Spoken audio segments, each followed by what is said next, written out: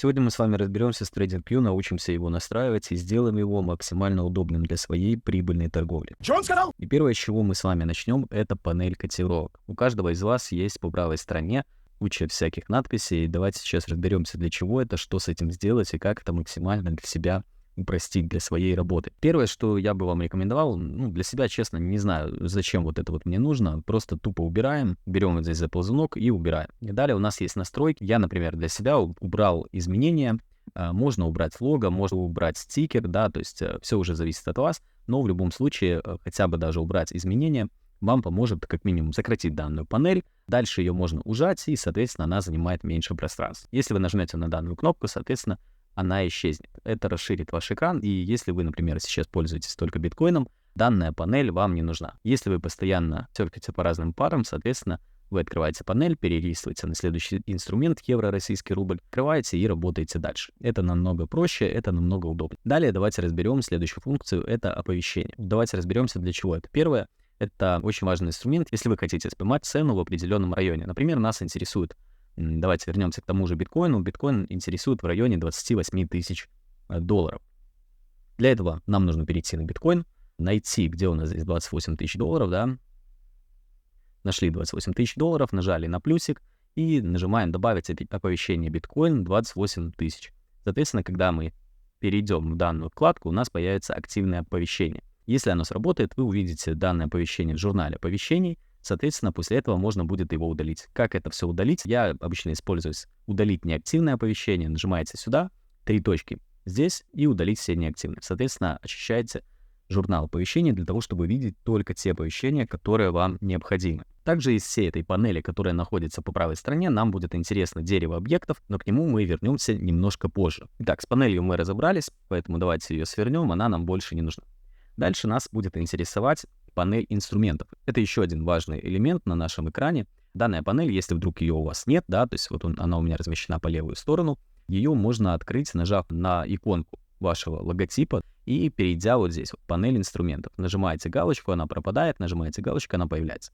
На самом деле я данной панелью пользуюсь очень редко, очень часто можете увидеть, что она у меня свернута. Но при этом я вижу многие инструменты, которые мне нужны. Как это сделать? Давайте разберемся. Первый инструмент, который больше всего меня интересует, это линия тренда. Но на самом деле, когда мне нужно несколько линий тренда, мне приходится заходить на данную панель, заново нажимать. Дальше мне, например, нужен прямоугольник. Для этого нужно перейти, найти прямоугольник. А вдруг мне понадобится новый, я не знаю, треугольник еще какой-то нарисовать. Хотя, если честно, треугольники давно не рисую. И мне каждый раз придется вот сюда лазить, где-то что-то искать. На самом деле, все намного проще, и это можно для себя очень сильно упростить. Нужно нажать просто звездочку, и вы добавите данный инструмент в избранное. Давайте добавим с вами прямоугольник, маркер, кривая, траектория. Также я обычно пользуюсь линией тренда. И очень полезный инструмент называется ластик. Соответственно, все инструменты, в которых я нажал звездочку, они появились вот на таком вот экранчике. Да, соответственно, маленький такой дополнительный экранчик. Поэтому я для себя, чтобы увеличивать свой экран, чтобы не отвлекаться на какие-нибудь вот эти ненужные вещи, я предпочитаю убирать панель инструментов. Уберем ее немножко позже, сейчас она нам пока еще немножко понадобится. Итак, появилась вот эта панелька, она нам очень важна.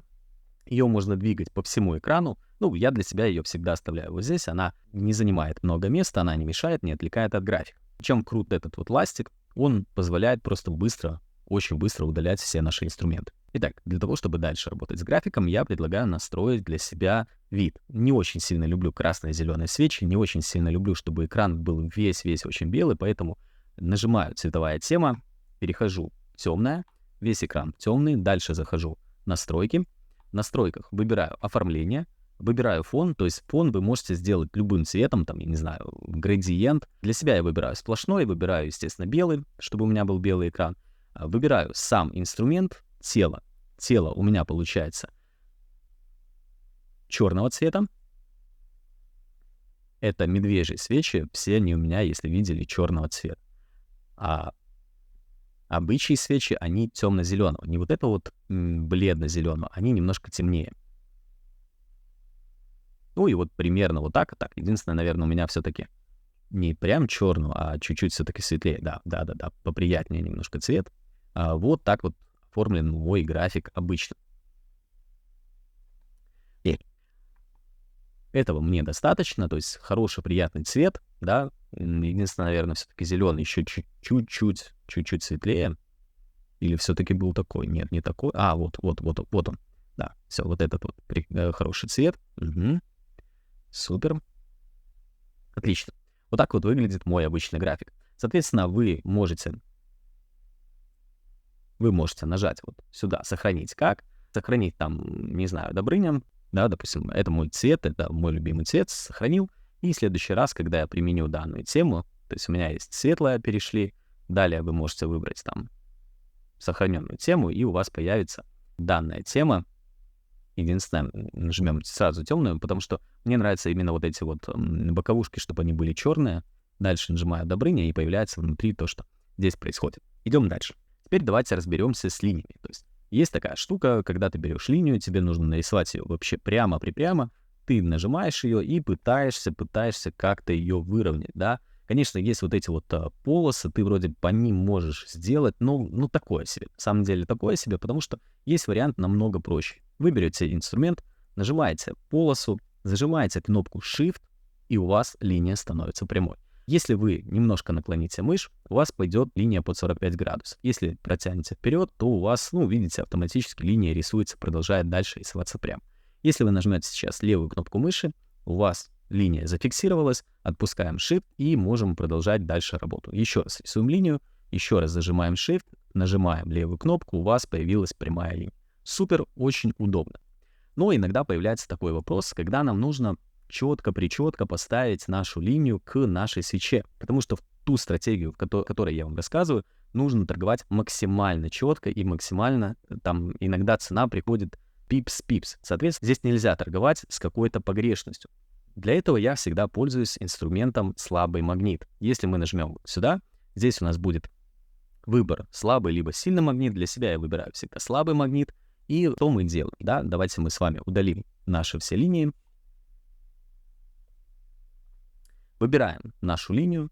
И когда я нажал инструмент слабый магнит, смотрите, я подвожу мышку непосредственно к нашей тени свечи, и в какой-то момент у меня автоматически перескакивает перекрестие непосредственно вниз. Если я сейчас нажимаю левую кнопку, то у меня автоматически моя линия примагнитилась к хаю свечи. Зажимаю Shift, и по итогу я нарисовал очень ровную, красивую линию, которая идет от хая нашей свечи. Мы можем это повторять кучу раз, да, то есть вот пришли, идеально ровная линия от определенной свечи. Также это работает и на других инструментах, да, то есть фактически магнит просто примагничивает вашу мышку к определенной свече. И это работает не только от хая свечи, это работает и от открытия свечей, да, то есть мы можем с вами поставить прямоугольник, примагнитить его к закрытию свечи и примагнитить его к хаю. Дальше растягиваем, и мы идеально красиво выделили с вами тень свечи. Можем это продублировать. Идеально. Также есть еще такая клевая фишка. Вы можете нажать на сам инструмент, зажать клавишу Command либо Ctrl, и если вы зажали данную клавишу, вы можете дублировать выбранный инструмент. Идеально. Иногда это очень полезно, особенно когда вам нужно нарисовать очень сложный какой-нибудь объект и просто тупо продублировать его. Дальше мы можем выделить данную свечу. Идеально. Супер. Магнит работает круто. Клавиша Shift работает круто. Клавиша Command по отдельности тоже работает круто. Также вы можете зажать клавишу Command, нажать левую кнопку мыши и выделить все, что находится на графике. Далее нажимаем клавишу Delete и удалили все, что у нас было на графике. Но при этом можно еще и вернуть, выбрав клавишу Ctrl-Z. Я думаю, что это банально, но, возможно, кто-то не знал. Как еще можно работать с нашими инструментами? Для этого мы можем использовать с вами вот здесь вот вкладку «Дерево объектов», окно данных. Сюда мы можем с вами выбрать определенные в данной области инструменты, через клавишу Shift выделить несколько. Но здесь есть очень-очень крутая штука, называется группа объектов. То есть вы можете создать отдельную папку для определенной группы. Для этого выделяете несколько инструментов, нажимаете здесь папочку, и у вас данный инструмент объединяется в группу. А также вы можете выбрать любой другой инструмент и перетянуть в эту группу. Чем удобна эта группа, да? То есть, например, вам нужно сделать так, чтобы данный инструмент не двигался. То есть вот сейчас у нас есть инструмент, который двигается. Мы можем нажать с вами на магнитик, и, соответственно, мы можем двигать все, что угодно, кроме данного инструмента, да? То есть вот здесь вот у нас мы, получается, двигаем, прямоугольник, мы нажали на его магнитик, и он сейчас не будет двигаться. Мы не можем его ни расширить, ни уменьшить, ни увеличить, ничего с ним не можем сделать, пока у нас включен данный инструмент. Ну и при этом группа позволяет нам в данном случае выделить все эти инструменты и сделать с ним определенные манипуляции. Мы можем всем им зажать непосредственно магнитик, единственное, поскольку один из них был до этого замагничен, нам придется его также уже все-таки руками домагнитить, и фактически все эти инструменты, они у нас замагничены. Точно так же можно работать с глазиком. Видите, есть глазик, мы нажимаем «Скрыть», и автоматически все инструменты мы скрыли. Это очень удобно, если вы работаете с большим объемом каких-то блоков, каких-то данных. Также можно скрывать инструменты по отдельности, нажимаем клавишу «Еще», и здесь есть окошко «Скрыть». Супер. С этим разобрались, это очень интересный инструмент. А сейчас давайте разберемся, что такое шаблон. Давайте все это удалим. То есть, технически здесь на самом деле просто удалить. Просто зажимаем клавишу Ctrl, выделяем все, нажимаем Delete, у нас ничего нет. Я думаю, что вы видели, что у меня очень часто есть прямоугольники определенного всегда формата выходят. На них написан какой-то текст и там подписан, например, ордер блок 15 минут. Давайте попробуем сделать то же самое. Первое, что нас интересует, это, например, вот эта линия. То есть фактически мы можем сделать линию любого цвета, например, черного, фон делаем. Давайте фон сделаем, пусть чуть-чуть оранжевый будет. Текст у нас будет черным цветом выделен. Дальше мы нажимаем с вами стиль. То есть, фактически мы выбрали сейчас стиль. Дальше нажимаем текст. И смотрите, есть очень важная штука. У нас должна вот здесь вот стоять галочка. Галочка «Текст». Когда у вас галочка стоит, мы можем с вами писать текст. Если галочка не стоит, этот текст писать мы, никак не можем. Вообще ничего с ним делать не можем. Итак, выбрали текст. Начинаем писать, и он у нас появился уже здесь. Соответственно, можем выбрать, размер, можем выбрать жирные, нежирные, наклонные, ненаклонные. Дальше мы можем выбрать с вами, где этот текст будет находиться. Я для себя всегда оставляю центр, смотря какой инструмент, смотря что, да, то есть здесь выбирайте самостоятельно. Так, пишем order block. Пока пишем просто order block. Соответственно, вот у нас круто появляется данный текст, но каждый раз, то есть в следующий раз мне придется просто, допустим, заходить, если я нарисую order block, и мне придется опять зайти, опять написать этот ОБ, да, то есть нажать настройки, написать ОБ, тут я еще сделаю ошибку, поэтому это меня начнет бесить, это не очень удобно. Что нам сделать, чтобы это не нужно было каждый раз настраивать отдельно? Переходим назад в наш текст, нажимаем клавишу «Шаблон» и нажимаем «Сохранить как». Здесь пишем order block, нажимаем «Сохранить», нажимаем ОК, и в следующий раз, когда мы с вами захотим нарисовать order block, да, то есть вот мы нарисовали order block, давайте поменяем, я не знаю, текст на зеленый, нажимаем с вами, вот здесь вот видите, есть такое 3 квадратика и плюсик, нажимаете сюда и выбираете order block, и у вас автоматически появляется здесь надпись order block и сразу же красивый одинаковый цвет. Точно так же вы можете делать с любым другим инструментом. То есть мы берем линию, выравниваем ее, давайте поменяем на 1 пиксель, дальше мы сделаем ее черную, ладно, тут красивее будет все-таки 2 пикселя. Здесь пишем IDM, давайте уже большими буквами. Так, есть IDM, дальше мы с вами по центру, здесь пишем «Сохранить как», пишем IDM. Если у вас есть какая-то надпись раньше, у вас появится вкладочка «Шаблон» уже существует, вы действительно хотите заменить его, нажимаем «Да», и у нас появляется новый шаблон. Соответственно, в следующий раз, когда мы нарисуем линию, захотим здесь поставить IDM, хотя это будет совершенно неправильно, мы набираем шаблон, ОК, и у нас появляется крутой новый шаблон. Супер, очень легко, очень просто. И так мы с вами можем сделать большое количество других инструментов. Также есть еще вот такой вот хороший инструмент, им я выделяю точки, но иногда вы выбираете инструмент, и он, просто рисует, вот рисует. Что с этим делать? Для того, чтобы он дальше не рисовал, вам необходимо нажать просто правую клавишу мыши. Вот посмотрите сюда, да, то есть вот у меня включен данный инструмент, я сейчас нажал правую клавишу мыши, и у меня он отключился. Технически правая клавиша мыши вызывает перекрестие, то есть, соответственно, я могу дальше работать с моим графиком. То есть, если вы выбрали любой инструмент, например, прямоугольник, да, и вы передумали его рисовать, нажимаете правую клавишу мыши, и у вас отключается данный инструмент. Также иногда эта панель мешает, мы можем нажать вот сюда вот звездочку, и она будет скрыта. Давайте вернем нашу панель обратно, уберем панель инструментов отсюда, то есть фактически плюс-минус вот так вот у меня часто выглядит график. Его вы часто увидите у себя. Что еще хочется добавить на наш график? Поскольку мы очень часто используем разные таймфреймы, хотелось бы поработать с таймфреймами. Когда мы нажимаем вот сюда, мы можем нажать возле каждого нужного нам таймфрейма звездочку. Когда мы это делаем, то есть я пользуюсь тетсами и месяц, да? То есть все звездочки, которые я поставил, у меня появились здесь. Супер, очень идеально, очень хорошо. Например, мы с вами сейчас работаем на 15-минутном таймфрейме, нам нужно посмотреть, что происходит на дневке. И когда мы открываем дневку, у нас появляется вот такой вот страшный непонятный график. Если вы зажмете клавишу Alt-R или на Mac Option-R, у вас график выровняется автоматически очень легко и очень просто. Если вам нужно что-то подкрутить, можно здесь, либо просто колесиком поводить, да, либо, например, просто хотим увеличить по высоте, зажимаем клавишу и тянем вверх. Если по ширине, зажимаем клавишу и тянем влево-вправо. Супер. Но когда мы с вами что-то нарисовали на 15 минутах, это очень некрасиво, это очень неприятно. Помните, когда я открываю на утреннем обзоре мои графики, они выглядят намного по-другому. То есть я открываю 15 минут, у меня все там нарисовано, все начерчено, открываю дневку, а у меня ничего нет. Супер, супер. Если вы хотите так же, давайте сейчас вместе разберемся. Итак, например, переходим назад на 15-минутный график. Мы с вами нарисовали наши ордер-блоки, нарисовали наши IDM, но мы хотим сделать так, чтобы они были видны только на 15-минутном таймфрейме. Для этого мы с вами переходим в настройки, нажимаем клавишу «Видимость», и вот здесь нам с вами необходимо определить, когда будет видна, получается, что у нас ордер-блок. Давайте сделаем так. Мы хотим, чтобы наш ордер-блок был виден на всех таймфреймах до 1 часа. Супер, то есть мы, допустим, с вами всегда торгуем на 1 часе. Для этого мы выбираем видимость, получается, все секунды, все минуты и 1 час, 1-1. Далее мы с вами, то есть текст у нас там не поменялся, можем написать, кстати, да, 1 час, ордер-блок 1 час. Выбираем шаблон, нажимаем «Сохранить как», пишем ОБ, чтобы было понятнее, что это 1 час, ОБ 1 час.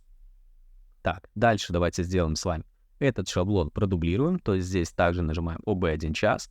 Здесь у нас IDM, мы также заходим. Так, выбираем видимость. Здесь у нас убираем дни, здесь ставим 1 час, шаблон сохранить как, IDM 1 час, нажимаем ОК. Здесь мы тоже переходим в шаблон и ставим IDM 1 час. Вот этот вот получается как-то рисунок. Мы тоже оставляем видимость только 1 час. Поставили 1 час, делаем шаблон, сохранить как, просто пишу 1 час. Так, и давайте мы вот этот единственный ничего с ним не сделаем. Когда мы с вами переходим на 1 час, нажимаем клавишу Option-R, ничего не поменялось. Все, что мы рисовали, все осталось.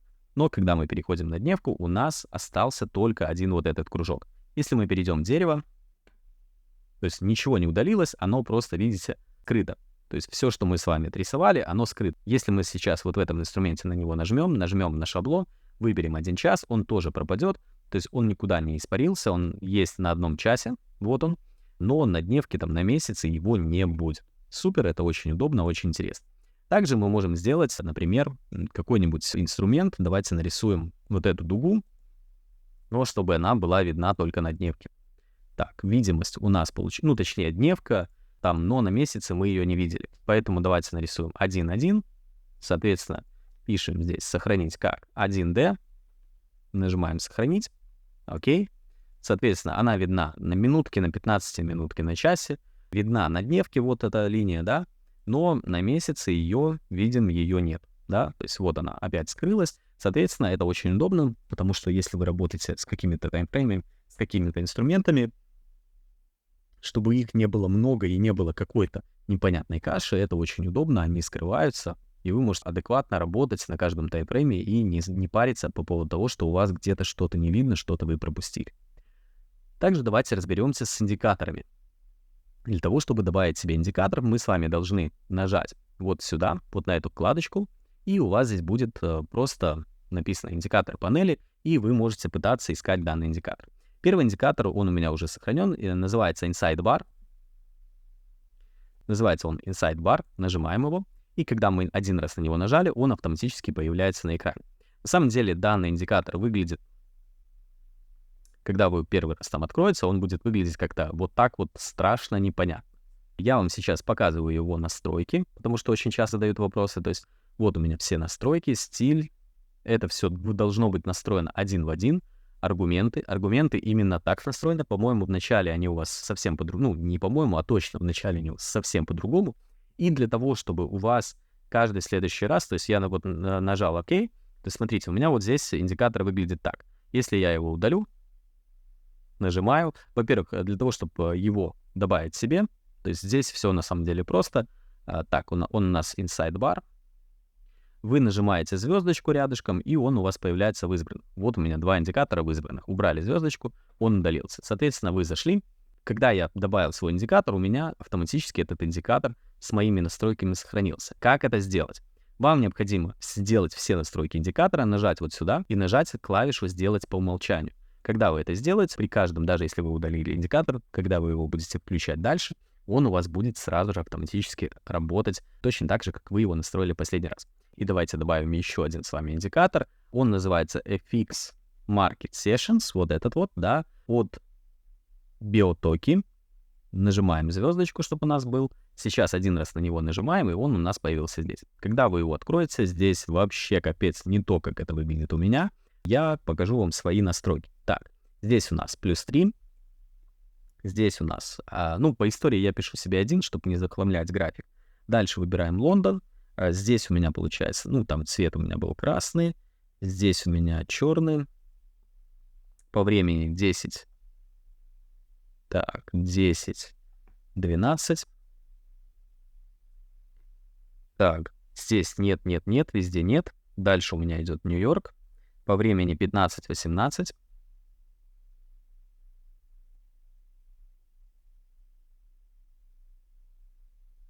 (15-18). Здесь нет. Третья сессия Токио 0-7.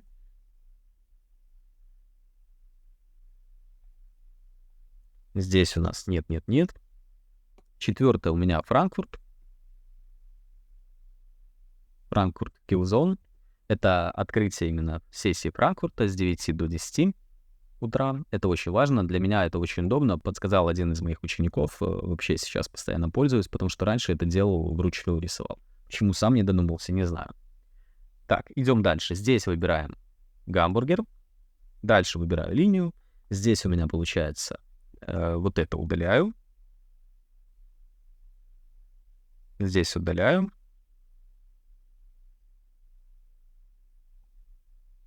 Так, ну, вроде бы все. Больше ничего у меня здесь нет. Small. Так, здесь. Так, у нас high, low.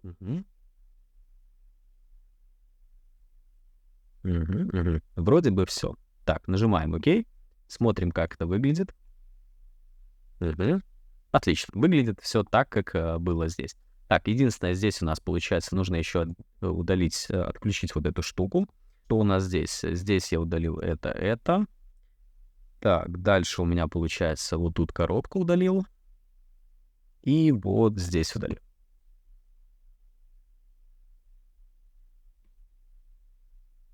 И таблицу. Все, нажимаю дальше. Сделать по умолчанию. Нажимаю ОК. Все, что здесь указано, меня устраивает. Давайте удалим и попробуем добавить его еще раз. Нажимаем, проверяем. Идеально. Все работает, все круто. Если вы знаете какие-то еще интересные лайфхаки, которые очень сильно помогают вам торговать, используя TradingView, буду рад, если поделитесь ими в комментариях, либо в личных сообщениях в Telegram-канале. А на этом у меня сегодня все. Спасибо, пока.